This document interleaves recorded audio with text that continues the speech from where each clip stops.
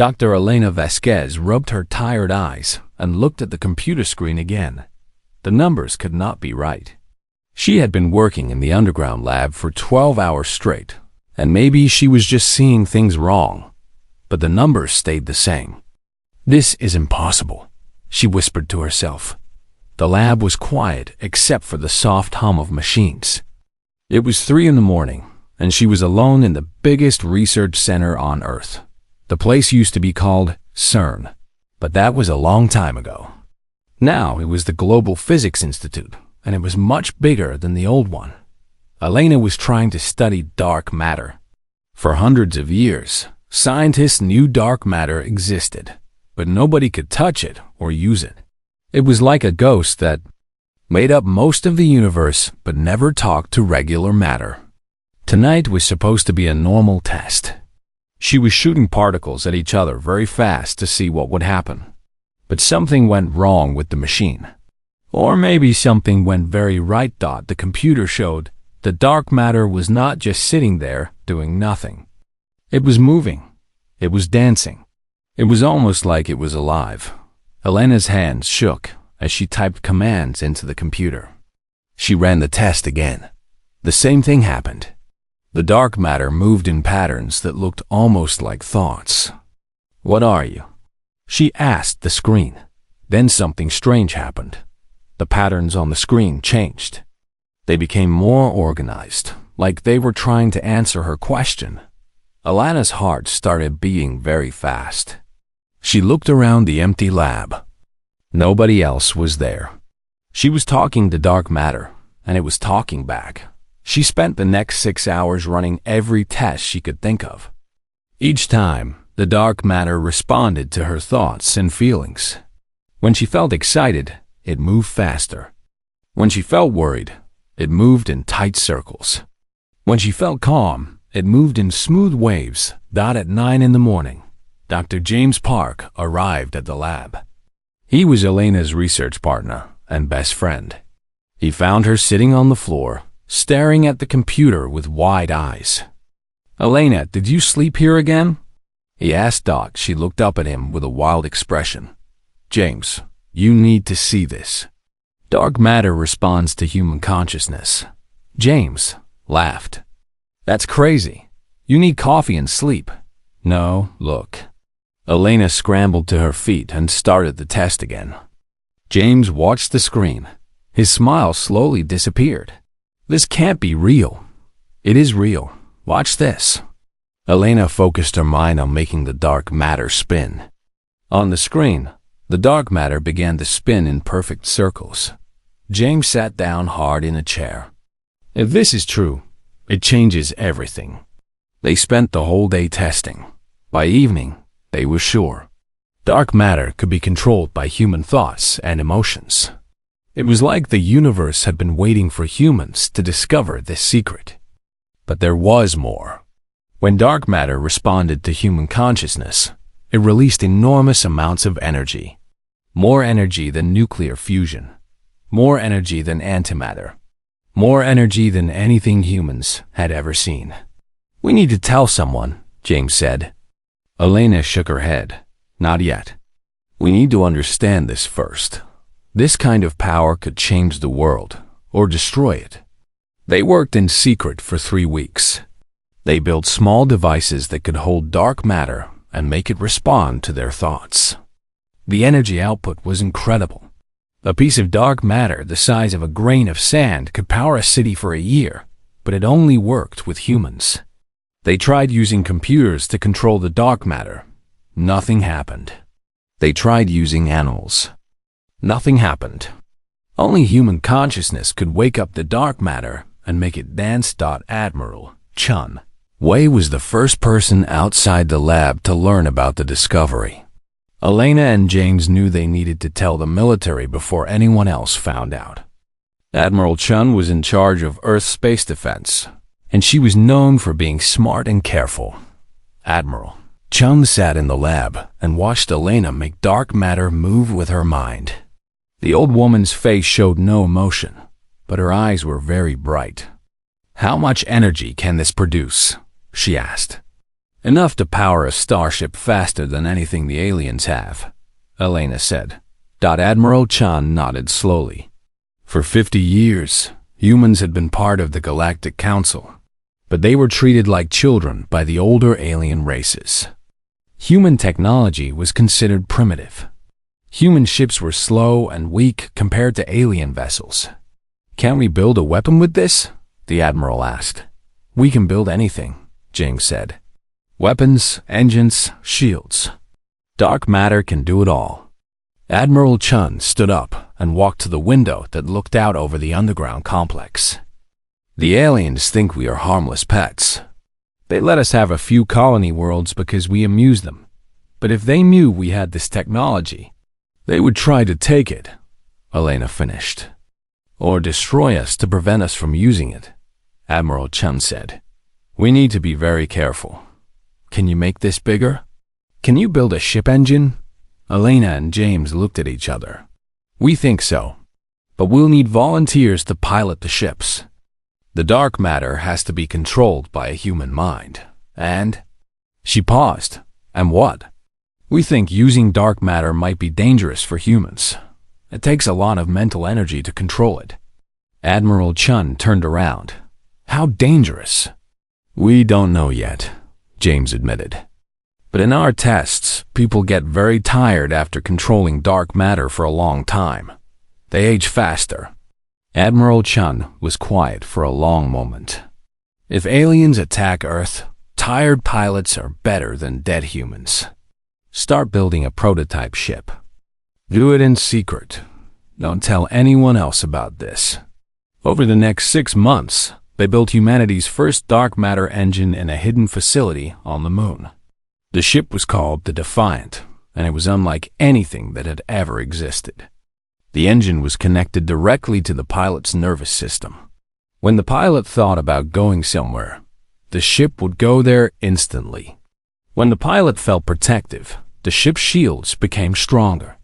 When the pilot felt angry, the ship's weapons became more powerful. Captain Sarah Rodriguez was chosen to be the first pilot. She was brave, smart, and had a strong mind. When she first connected to the Defiant's engine, she gasped. "I can feel the whole ship," she said. "It's like the ship is part of my body." Elena watched the readings on her computer. The dark matter was responding to Sarah's consciousness perfectly.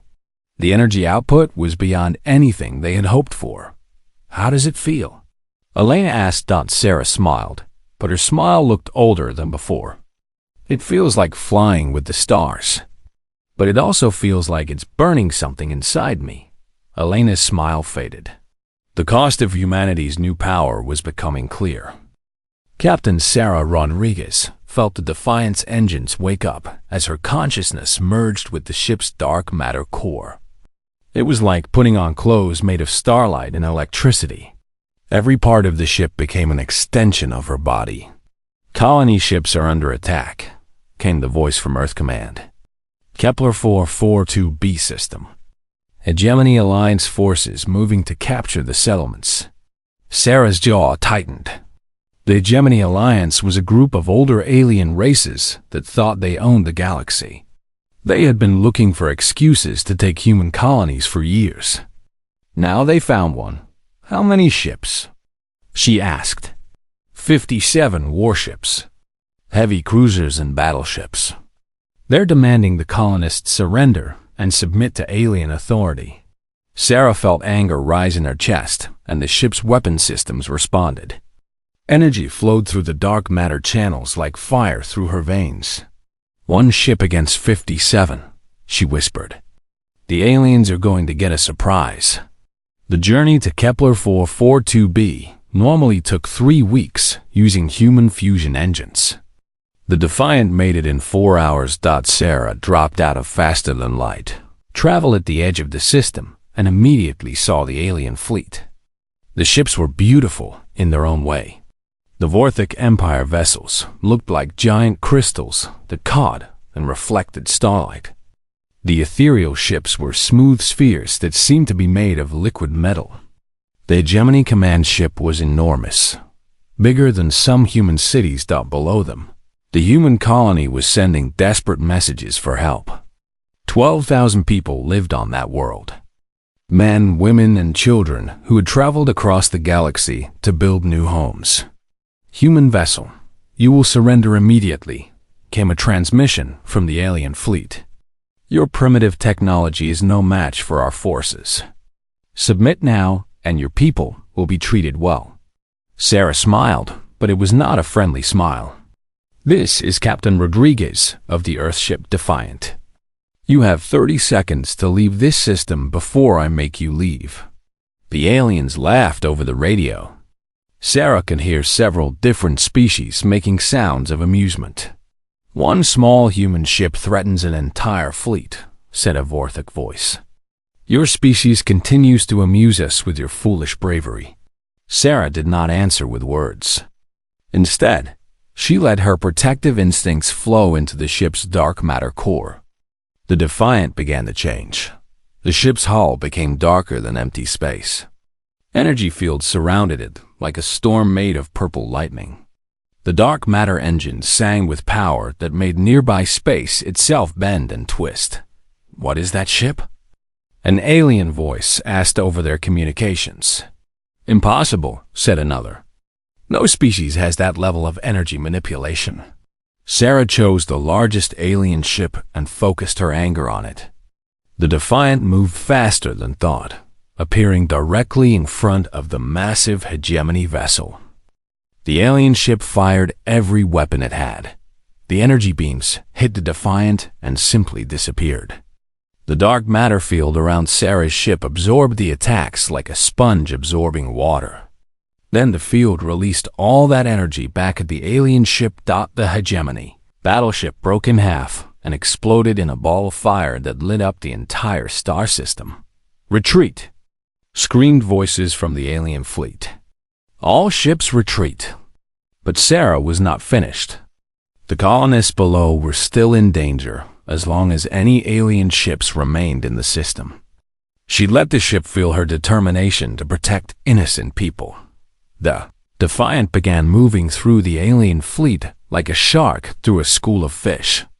It appeared behind one ship and tore it apart with weapons that seemed to bend reality itself. It vanished from one location and appeared in another, striking before the aliens could react. The alien ships tried to run, but the Defiant was faster than anything they had ever seen. Sarah felt the ship's consciousness merge deeper with her own. Together, they hunted down every alien vessel that threatened the colony. One by one, the alien ships died. Some tried to surrender, but Sarah's protective rage was too strong to hear their pleas.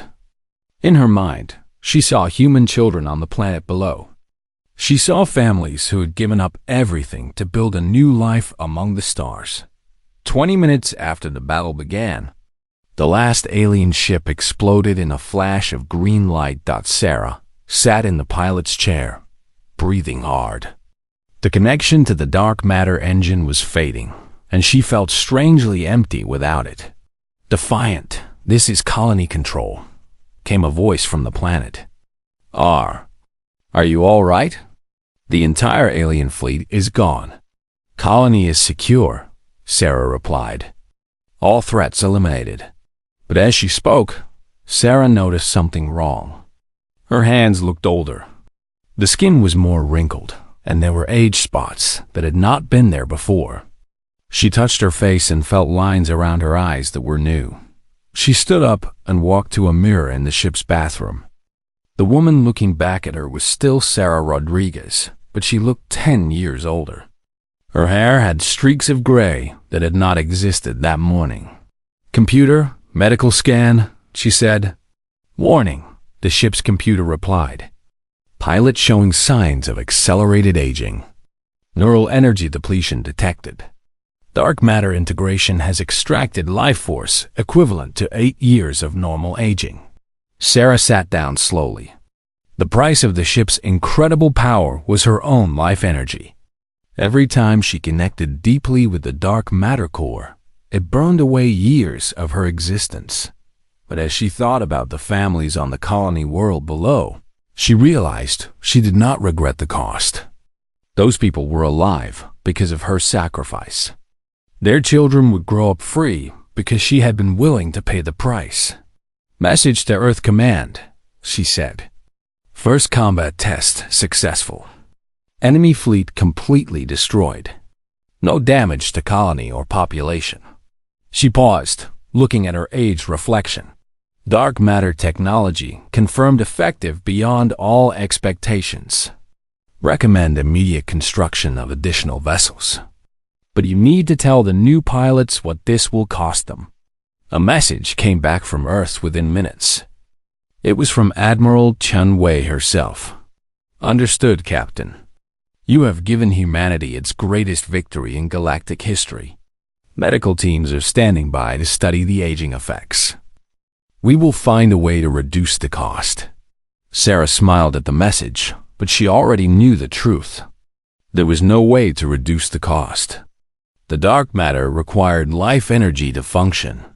It was the price of wielding power that could shake the foundations of the galaxy. As the Defiant headed back toward Earth, Sarah felt the ship's consciousness still lingering at the edges of her mind. It was not malicious or hungry. It was simply the nature of dark matter to consume life energy when humans tried to control it. But humanity had crossed the line today. They had gone from being a minor species that aliens barely tolerated to being something that could destroy entire fleets. The galaxy would never look at humans the same way again. Sarah just hoped humanity was ready for what came next. The news of the battle traveled faster than light across the galaxy. Within days, every alien government knew that humans had developed something impossible. Something that could make their small ships defeat entire fleets. Fear began to spread among the stars like a disease. Fear of humanity. Fear of their strange new technology. Fear of what they might do next. And fear, Sarah knew, often made people do very stupid things.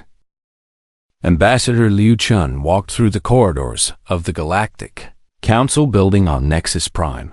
She could feel the fear in the air like a thick fog. Alien diplomats whispered in small groups, their voices filled with worry and anger. The news had spread fast. One human ship had destroyed 57 alien warships. The Hegemony Alliance's attack on the human colony had ended in complete disaster. Now every species in the galaxy wanted answers.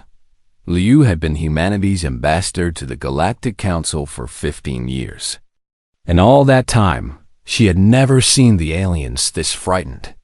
Usually, they treated humans like amusing children. Today, they looked at her like she was carrying a bomb. Ambassador Liu, called a voice behind her. She turned to see Ambassador Zethkar of the Varthic Empire. His crystal body was flashing red, which meant he was very angry. Zethkar, she replied calmly. I assume you want to discuss recent events. Your species has violated the Galactic Technology Accords, he said. His voice sounded like breaking glass. You have developed weapons of mass destruction without approval from the Council. Liu kept her face calm, but inside she was worried. The Technology Accords prevented any species from developing certain types of weapons. The punishment for breaking these rules was usually the complete destruction of the offending species. We have developed new defensive technology, she said carefully. Our ship was protecting innocent colonists from an illegal attack. Defensive? Zethkar's crystal body flashed brighter red. Your ship destroyed an entire fleet. No defensive technology can do that. More alien ambassadors gathered around them. Liu recognized representatives from a dozen different species. They all looked angry or afraid. How did you do it? Asked Ambassador Dizes of the Serpentine Collective. Her snake-like body coiled nervously. Our scientists say what your ship did is impossible. You cannot create that much energy with fusion technology. We have made some advances in energy production, Liu said. Nothing that violates galactic law. Lies, hissed Ambassador Quex of the Insectoid Hive. Our entire fleet was monitoring the battle. Your ship moved faster than light without entering hyperspace. It absorbed energy weapons and redirected them. This technology does not exist. Liu knew she had to be very careful. Earth's government had told her to reveal some information about the dark matter technology, but not everything. They needed to show strength without revealing their secrets. "The emergency session is beginning," announced a voice over the building's communication system. "All ambassadors report to the main chamber." The council chamber was enormous. Representatives from 300 species sat in a giant circle around a central platform. The air was filled with the sounds of different alien languages being translated into common galactic speech. High Counselor Vexthil called for order. The ancient being was older than human civilization, and his word carried great weight in galactic politics. "We are here to discuss the recent incident at Kepler 442b, he said. "The human vessel demonstrated technology that appears to violate the fundamental laws of physics." "Ambassador Liu, please explain." Liu walked to the center platform. 300 alien faces stared down at her. She could feel their fear and anger like heat from a fire. "Honored counselors," she began. "Humanity has made a breakthrough in understanding dark matter. We have learned to use this energy source to power our ships." A wave of shock sounds filled the chamber. Several ambassadors stood up and started talking at once. "Impossible!" shouted the ethereal representative. "Dark matter cannot be manipulated by conventional technology. We have tried for millions of years. How can a primitive species achieve what we could not?" demanded the Aquatic Federation delegate. High Counselor Vexthil called for silence. "Ambassador Liu, dark matter manipulation has been attempted by every advanced species in galactic history. All have failed. How did humans succeed?" Liu took a deep breath. This was the moment Earth's government had prepared her for. Dark matter responds to human consciousness in ways it does not respond to other species. We do not fully understand why, but the effect is real and repeatable. The chamber erupted in chaos. Aliens were shouting, arguing, and demanding more information. Some called for immediate military action against Earth. Others wanted to study the technology. "Order!" Vexthil's voice boomed across the chamber. "Ambassador Liu, are you claiming that humans have a unique biological advantage in manipulating dark matter?" "That appears to be the case," Liu replied. "This is unacceptable," said Ambassador Zethkar. "No single species should have access to such power. It upsets the balance of galactic civilization. Humanity offers to share our discoveries with all peaceful species," Liu said. "We have no desire for conquest or domination." After destroying an entire fleet, Zethkar's crystal body flashed angry red again. After defending innocent colonists from an illegal attack, Liu corrected him. Ambassador Thizes raised her hand to speak. "High Counselor, the Serpentine Collective formally requests that all human dark matter technology be surrendered to the Council for proper oversight."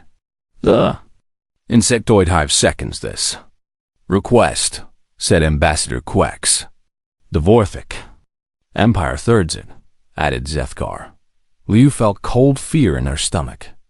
If the Council voted to seize humanity's technology, it would mean war. And despite their new weapons, humanity was still vastly outnumbered. But then, an unexpected voice spoke up. Ambassador Krivix of the Peaceful Alliance stood up. Her species was small and weak, often bullied by the larger powers. "High Counselor," she said, "the human ship defended colonists from an unprovoked attack. The Hegemony Alliance violated galactic law by attacking peaceful settlements. Perhaps we should be thanking humanity, not threatening them." Several other small species began to nod agreement.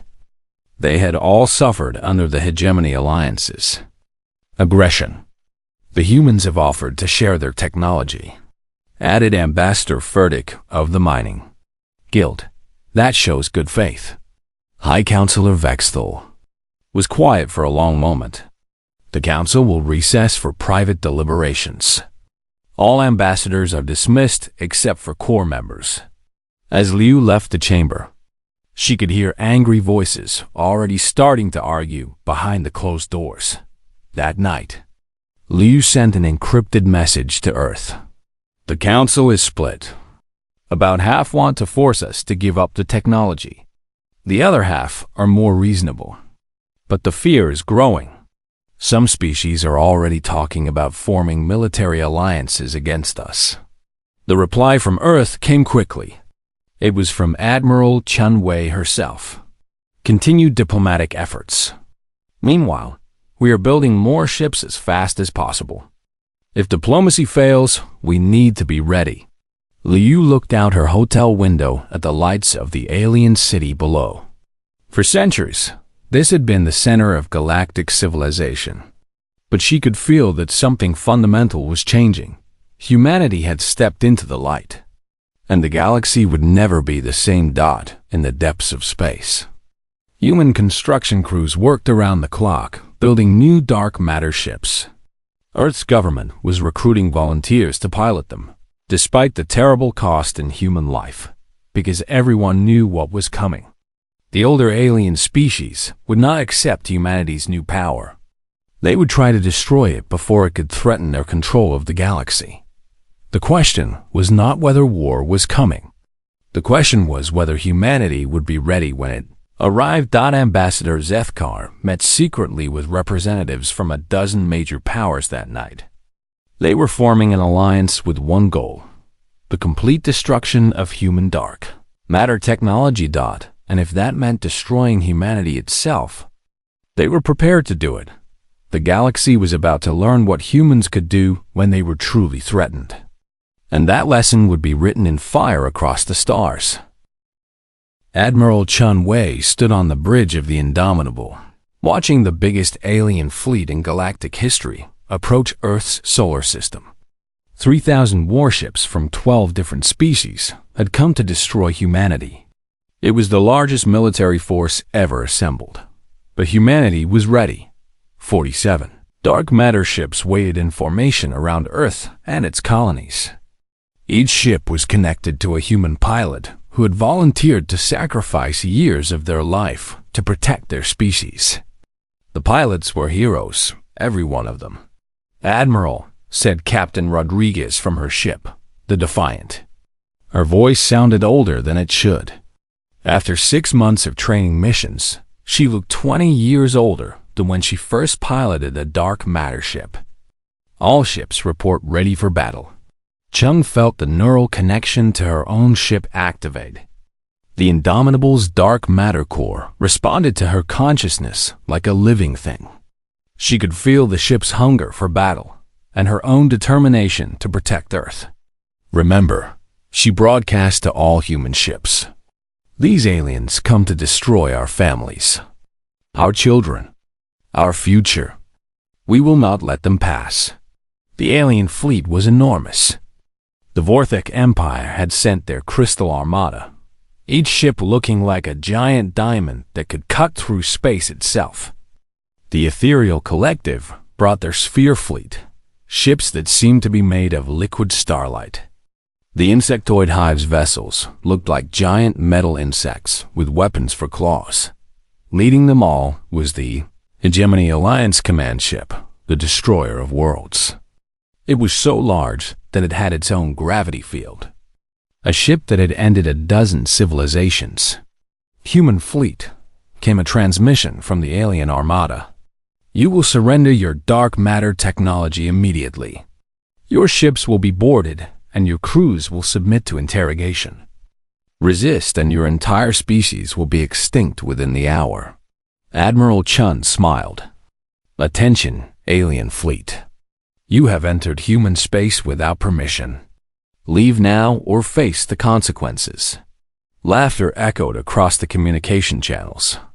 Hundreds of alien voices mocking humanity's defiance. 47 primitive ships against 3,000 advanced warships, said the Vorthik fleet commander. Your mathematics are as poor as your judgment. We gave you a chance, Admiral Chun replied. Then she closed the communication channel and focused her mind on the ship's weapons. The Indomitable's dark matter core erupted with power. Purple energy flowed through the ship like blood through veins. Around her, the other 46 human ships began to glow with the same deadly light. All ships, Chun commanded. Show them what humans can do. The battle began. The human ships moved like ghosts through space, appearing and disappearing faster than the alien sensors could track them. The Defiant materialized inside the alien formation and fired weapons that tore holes in reality itself. 3 Vorthic crystal ships exploded before they could react, but the aliens had numbers. For every human ship, there were 60 alien vessels. Energy beams filled space like deadly rain, trying to hit the flickering human ships. Admiral Chun felt the neural strain as she pushed the Indomitable to its limits. The ship responded to her emotions, becoming faster when she felt urgent and stronger when she felt determined. But she could feel years of her life burning away with each maneuver. "Admiral," called Captain Martinez from the ship Vengeful Spirit. "I'm taking heavy damage. The neural connection is failing." Chun watched Martinez's ship flicker and become solid as the pilot lost his connection to the dark matter core. Immediately, a dozen alien ships focused their fire on the helpless human vessel. "Martinez, get out of there," Chun ordered, but it was too late. The Vengeful Spirit exploded in a ball of fire, taking Captain Martinez and his crew with them. Chun felt rage fill her heart, and the Indomitable responded. The ship's weapons became more powerful, its shields more solid. She targeted the alien ships that had killed Martinez and watched them die in purple flames, but humanity was still outnumbered. The alien fleet was learning how to fight the human ships. They were spreading out, making it harder for the dark matter vessels to appear safely. They were using area effect weapons that could hit the human ships even when they were partially phased. "We're losing too many ships," reported Captain Kim from the Thunderbolt. "The aliens are adapting to our tactics." Admiral Chun knew they needed something more. Something the aliens had never seen before. "All ships," she broadcast. "Prepare for a collective consciousness link." "Admiral," Captain Rodriguez's voice was worried. "We've never tried that in actual combat. The strain could kill all of us." "If we don't try it, we'll die anyway," Chung replied. "Connect your ships, now." One by one, the 44 remaining human ships linked their dark matter cores together. The neural connection between the pilots expanded until all of them could feel each other's thoughts and emotions. Suddenly, Admiral Chun could see through 44 pairs of eyes. She could think with 44 minds. She could feel the determination of every pilot in the fleet, and the dark matter cores responded to their collective consciousness. The human ships began moving as one organism. They anticipated each other's actions perfectly. When one ship attacked, the others were already moving to support it. When aliens tried to trap one vessel, the others were already flanking the attackers. The alien fleet found itself fighting something they had never encountered before. The human ships moved like a school of fish or a flock of birds, each one part of a larger intelligence. "Impossible," came panicked voices from the alien fleet. "They're coordinating faster than light-speed communications can travel." "It's not communications," Admiral Chun heard an ethereal scientist say over their radio. "They're sharing consciousness somehow. They're thinking as one mind." The battle turned. Human ships appeared throughout the alien formation like deadly stars. They struck with perfect timing and coordination. Alien vessels that tried to retreat found human ships already waiting for them. Alien commanders who tried to set traps found that the humans knew about them before they were sprung. Admiral Chun felt the collective consciousness guiding her ship toward the alien command vessel. The destroyer of worlds was massive. but the combined will of 44 human pilots focused on it like a spear of pure intention. The Indomitable and 12 other human ships appeared around the giant alien vessel. Their dark matter weapons fired as one, punching through shields that should have been impenetrable. The destroyer of worlds split apart and died in an explosion that lit up half the solar system. "The command ship is destroyed," screamed alien voices. "All ships retreat." Retreat. But the human fleet was not finished. The collective consciousness was drunk on victory and the need to protect Earth. The pilots could feel their families on the planet below, and they would not stop until every threat was eliminated. The human ships pursued the fleeing aliens across the solar system. They appeared at the jump points where the alien fleet tried to escape. They followed damaged vessels back to their rally points and destroyed them there. 3 hours after the battle began, the last alien ship exploded near Jupiter's moons. Admiral Chun sat in her command chair, gasping for breath. The collective consciousness link was fading, leaving her feeling strangely alone. Around her, the bridge crew was staring at their instruments in amazement. "Damage report," she ordered.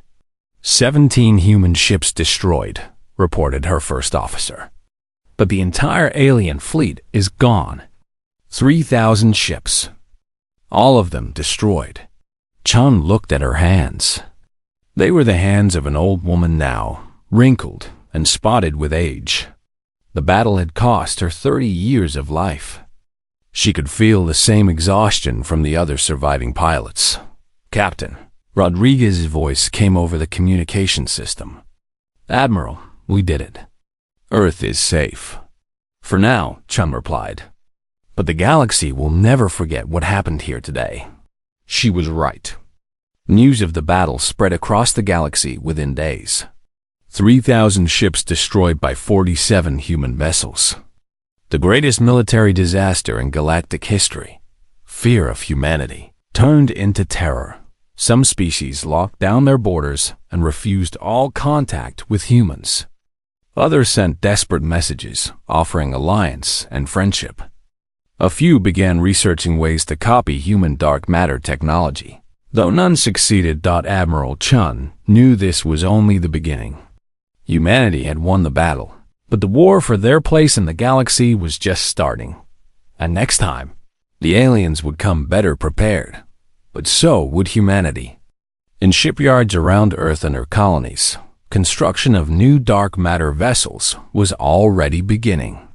More volunteers were stepping forward, willing to sacrifice their life energy for the protection of their species. The stars themselves would remember this day. The day humanity proved that they belonged in the galaxy, no matter what the cost. 1 year had passed since the great battle above Earth. Admiral Chun Wei looked out the window of her office in the orbital station above humanity's home world. She looked much older now, her hair completely white and her face lined with wrinkles. The dark matter technology had taken decades from her life, but she did not regret it. The view outside her window showed ships from a dozen different alien species. They had come to Earth not as conquerors, but as visitors seeking friendship. The galaxy had changed completely since humanity proved their power. Dr. Elena Vasquez walked into the office, carrying a datapad with the latest research results. She also looked older than she should, her work with dark matter having aged her as well. But her eyes were bright with excitement.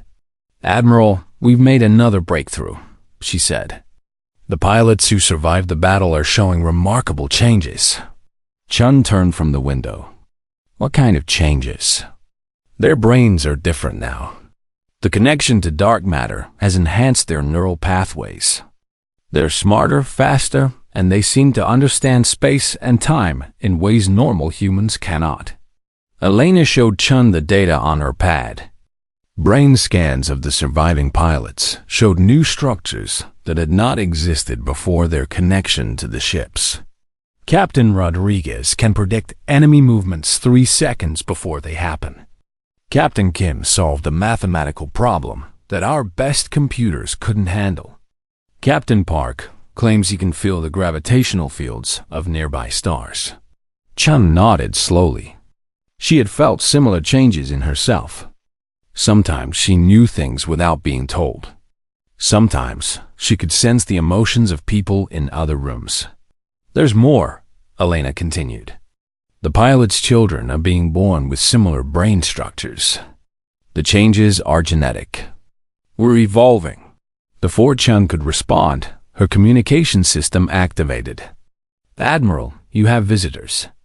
Ambassador Zethkar of the Vorthic Empire and High Counselor Vexthal request an audience. Chun was surprised. The Vorthic Empire had lost half their fleet in the battle. She had not expected their ambassador to visit Earth. Send them in. The door opened and the two aliens entered. Ambassador Zethkar's crystal body was a calm blue color instead of the angry red Chun remembered. High Counselor Vexthal moved slowly, his ancient form showing respect rather than arrogance.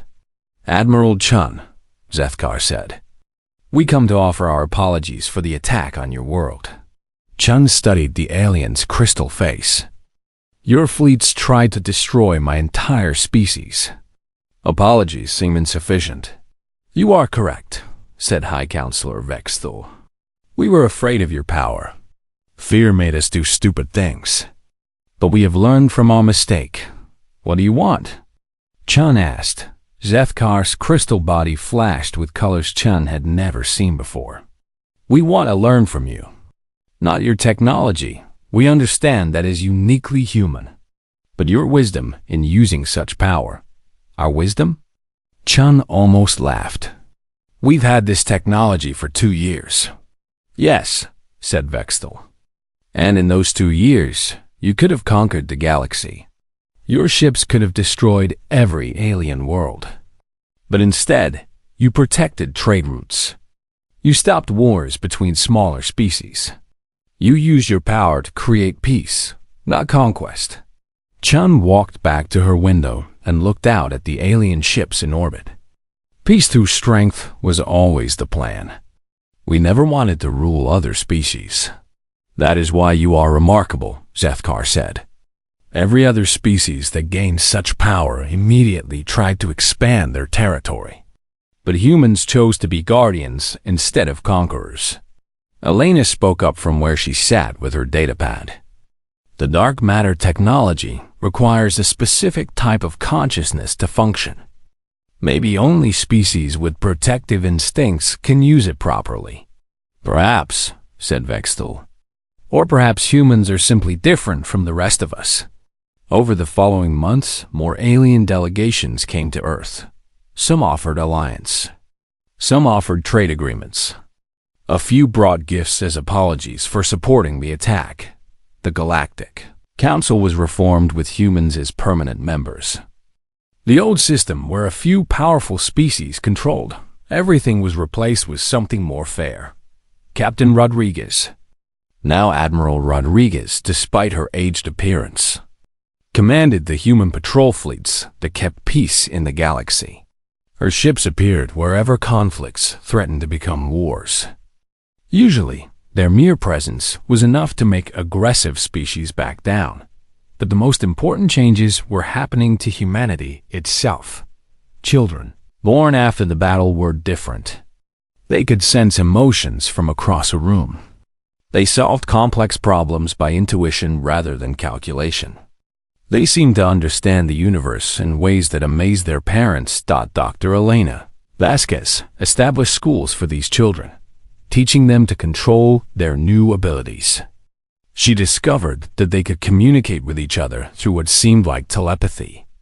They could sense the movement of celestial bodies. Some could even perceive the flow of dark matter throughout the galaxy. We're becoming something new, Elena told Admiral Chun during one of their regular meetings. Not just humans anymore. Something more. Chun nodded. She had felt the same thing. The connection to dark matter had changed humanity at a fundamental level. They were evolving into something that could truly travel between the stars. Are we still human? she asked. Elena smiled. We're what humans were always meant to become. We just needed the universe to show us the way. The old admiral walked to her window again and looked out at the stars. Human ships moved between them like silver fish swimming in an ocean of light. Each ship carried a pilot whose mind was connected to the fundamental forces of reality. Admiral, her assistant's voice came over the communication system. Long-range sensors are detecting something unusual in the Andromeda Galaxy. Energy signatures that match dark matter manipulation. Chun felt a thrill of excitement and fear. Another species with our technology? Unknown. But the signals are getting stronger. Whatever it is, it's coming this way. Chun smiled. Humanity had spent the last year learning to be the galaxy's guardians. Perhaps it was time to learn what existed beyond their galaxy. Prepare a scouting mission, she ordered. 5 of our best ships. If there's another species out there using dark matter, we need to meet them. As she gave the orders, Chun felt the familiar tingle of the dark matter connection at the edge of her consciousness. The technology that had aged her body had also connected her to something vast and wonderful. Humanity had found its place among the stars. They were no longer the weak species that other races ignored. They were the guardians of galactic peace, wielding power that could reshape reality itself. But the universe was much larger than one galaxy. And humanity was still growing, still evolving, still discovering what they could become. The stars called to them with voices made of dark matter and possibility. And humanity was finally ready to answer. Admiral Chun looked at her reflection in the window. Her aged face smiled back at her. She had given decades of her life to bring humanity to this point, but it was worth it. Behind her, Dr. Elena Vasquez worked on plans for the next generation of human ships. These would be even more advanced, piloted by the enhanced humans who were being born with dark matter sensitivity. Already in their genes, the future stretched ahead of them like an infinite ocean of stars. And humanity was no longer swimming in it alone. They were becoming one with the cosmos itself, guardians and explorers of a universe that was larger and more wonderful than anyone had ever imagined. The age of human dominance in the galaxy had begun. But more importantly, the age of human responsibility had begun as well, and in the depths of space. Children who had never known Earth played among fields of dark matter, their minds touching the very fabric of reality as naturally as their ancestors had once touched soil. Humanity had found its destiny among the stars. And the stars would never be the same.